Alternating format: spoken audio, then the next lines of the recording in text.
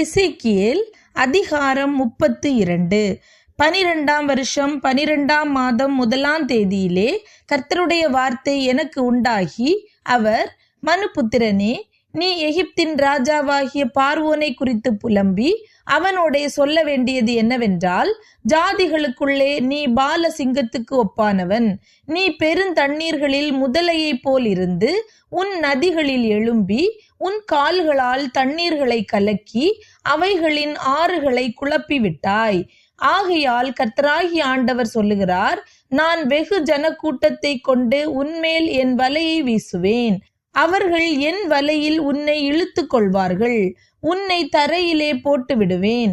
நான் உன்னை வெட்ட வெளியில் எறிந்துவிட்டு ஆகாயத்து பறவைகளை எல்லாம் உன்மேல் இறங்க பண்ணி பூமி அனைத்தின் மிருகங்களையும் உன்னால் திருப்தியாக்கி உன் சதையை பர்வதங்களின் மேல் போட்டு உன் உடலினாலே பள்ளத்தாக்குகளை நிரப்பி நீ நீந்தின தேசத்தின் மேல் உன் இரத்தத்தை பர்வதங்கள் மட்டும் பாய செய்வேன். ஆறுகள் உன்னாலே நிரம்பும். உன்னை நான் அணைத்து போடுகையில் வானத்தை மூடி அதன் நட்சத்திரங்களை இருண்டு போக பண்ணுவேன். சூரியனை மேகத்தினால் மூடுவேன். சந்திரனும் தன் ஒளியை கொடாதிருக்கும். நான் வான ஜோதியான விளக்குகளை எல்லாம் உன்மேல் இருண்டு போக பண்ணி உன் தேசத்தின் மேல் அந்தகாரத்தை வர பண்ணுவேன் என்று கர்த்தராகிய ஆண்டவர் சொல்லுகிறார். உன் சங்காரத்தை ஜாதிகள் மட்டும் நீ அறியாத தேசங்கள் மட்டும் நான் எட்ட பண்ணுகையில் அநேகம் ஜனங்களின் இருதயத்தை விசனமடைய பண்ணுவேன். அநேகம் ஜனங்களை உன் நிமித்தம் திகைக்க பண்ணுவேன். அவர்களின் ராஜாக்கள் தங்கள் முகங்களுக்கு முன்பாக என் பட்டயத்தை நான் வீசுகையில் மிகவும் திடுக்கிடுவார்கள். நீ விழும் நாளில் அவரவர் தம் தம் பிராணனுக்காக நிமிஷந்தோறும் தத்தளிப்பார்கள். கர்த்தராகிய ஆண்டவர் சொல்லுகிறது என்னவென்றால், பாபிலோன் ராஜாவின் பட்டயம் உன்மேல் வரும். பராக்கிரமசாலிகளின் பட்டயங்களால் உன் ஜனத்திரளை விழப்பண்ணுவேன். அவர்கள் எல்லாரும் ஜாதிகளில் வல்லமையானவர்கள். அவர்கள் எகிப்தின் ஆடம்பரத்தை கெடுப்பார்கள். அதன் ஏராளமான கூட்டம் அழிக்கப்படும். திரளான தண்ணீர்களின் கரைகளில் நடமாடுகிற அதன் மிருக ஜீவன்களை எல்லாம் அழிப்பேன். இனி மனுஷனுடைய கால் அவைகளை கலக்குவதும் இல்லை. மிருகங்களுடைய குளம்புகள் அவைகளை குழப்புவதும் இல்லை. அப்பொழுது அவர்களுடைய தண்ணீர்களை தெளிய பண்ணி அவர்கள் ஆறுகளை எண்ணெயைப் போல் ஓட பண்ணுவேன் என்று கர்த்தராகிய ஆண்டவர் சொல்லுகிறார்.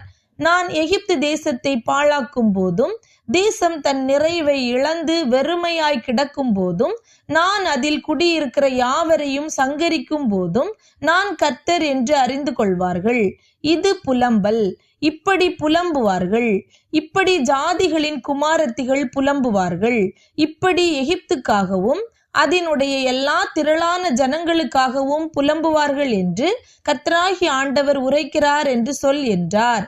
பின்னும் 12ஆம் வருஷம் அந்த மாதத்தின் 15ஆம் தேதியிலே கர்த்தருடைய வார்த்தை எனக்கு உண்டாகி, அவர், மனுபுத்திரனே, நீ எகிப்தினுடைய ஏராளமான ஜனத்தின் நிமித்தம் புலம்பி அவர்களையும் பிரபலமான ஜாதிகளின் குமாரத்திகளையும் குழியில் இறங்கினவர்கள் அண்டையிலே பூமியின் தாழ்விடங்களில் தள்ளிவிடு.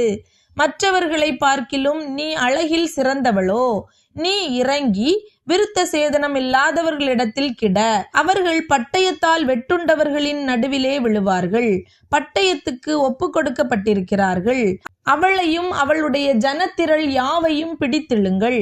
பராக்கிரமசாலிகளில் வல்லவர்களும் அவனுக்கு துணை நின்றவர்களும் பாதாளத்தின் நடுவிலிருந்து அவனோடே பேசுவார்கள்.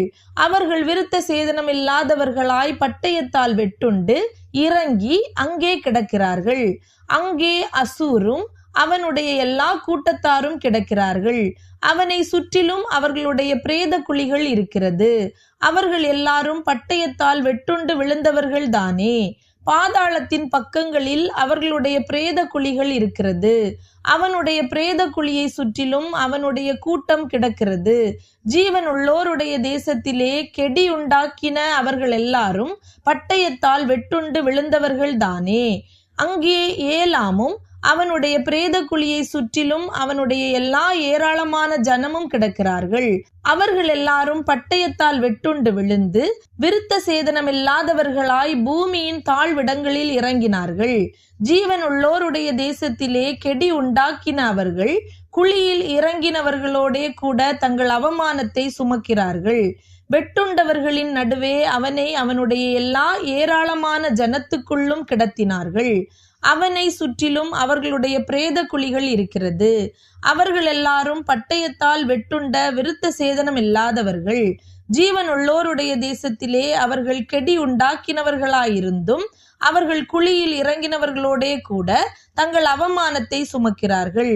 அவன் வெட்டுண்டவர்களின் நடுவே வைக்கப்பட்டிருக்கிறான்.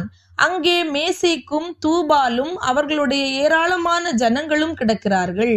அவர்களை சுற்றிலும் அவர்களுடைய பிரேத குழிகள் இருக்கிறது. அவனுடைய ஜீவனுள்ளோருடைய தேசத்திலே கெடி உண்டாக்கினவர்களாயிருந்தும் அவர்கள் எல்லாரும் விருத்த சேதனம் இல்லாதவர்கள். பட்டயத்தால் வெட்டுண்டு விழுவார்கள். ஜீவன் உள்ளோருடைய தேசத்திலே பராக்கிரமசாலிகளுக்கு கெடி உண்டாக்குகிறவர்களாயிருந்தும் அவர்கள் விருத்த சேதனம் இல்லாதவர்களாய் விழுந்து தங்கள் யுத்த ஆயுதங்களோடு பாதாளத்தில் இறங்கின பராக்கிரமசாலிகளோடே இவர்கள் கிடப்பதில்லை. அவர்கள் தங்கள் பட்டயங்களை தங்கள் தலைகளின் கீழ் வைத்தார்கள். ஆனாலும் அவர்களுடைய அக்கிரமம் தங்கள் எலும்புகளின் மேல் இருக்கும். நீயும் விருத்த சேதனம் இல்லாதவர்களின் நடுவே நொறுங்குண்டு பட்டயத்தால் வெட்டுண்டவர்களோடே கிடப்பாய். அங்கே ஏதோமும் அதன் ராஜாக்களும் அதன் எல்லா பிரபுக்களும் கிடக்கிறார்கள். பட்டயத்தால் வெட்டுண்டவர்களிடத்தில் இவர்கள் தங்கள் வல்லமையோடும் கூட கிடத்தப்பட்டார்கள். இவர்கள் விருத்த சேதனம் இல்லாதவர்களிடத்திலும் குழியில் இறங்குகிறவர்களிடத்திலும் கிடக்கிறார்கள். அங்கே வடதிசை அதிபதிகள் அனைவரும் எல்லா சீதோனியரும் கிடக்கிறார்கள். இவர்கள் கெடி உண்டாக்குகிறவர்களாயிருந்தாலும் தங்கள் பராக்கிரமத்தை குறித்து வெட்கப்பட்டு வெட்டுண்டவர்களிடத்தில் இறங்கி பட்டயத்தால் வெட்டுண்டவர்களோடே விருத்த சேதனம் இல்லாதவர்களாய் கிடந்து குழியில் இறங்கினவர்களிடத்தில் தங்கள் அவமானத்தை சுமந்து கொண்டிருக்கிறார்கள். பார்வோன் அவர்களை பார்த்து தன் ஏராளமான ஜனத்தின் பேரிலும் ஆறுதல் அடைவான். பட்டயத்தால் வெட்டுண்டார்கள் என்று பார்வோனும் அவனுடைய சர்வ சேனையும் ஆறுதல் அடைவார்கள் என்று கர்த்தராகிய ஆண்டவர் சொல்லுகிறார். என்னை பற்றிய கெடியை ஜீவனுள்ளோர் தேசத்தில் உண்டு பண்ணுகிறேன். பார்வோனும் அவனுடைய ஏராளமான ஜனமும் பட்டயத்தால் வெட்டுண்டவர்களிடத்தில் விருத்த சேதனம் இல்லாதவர்களின் நடுவே கிடத்தப்படுவார்கள் என்கிறதை கர்த்தராகிய ஆண்டவர் உரைக்கிறார் என்று சொல் என்றார்.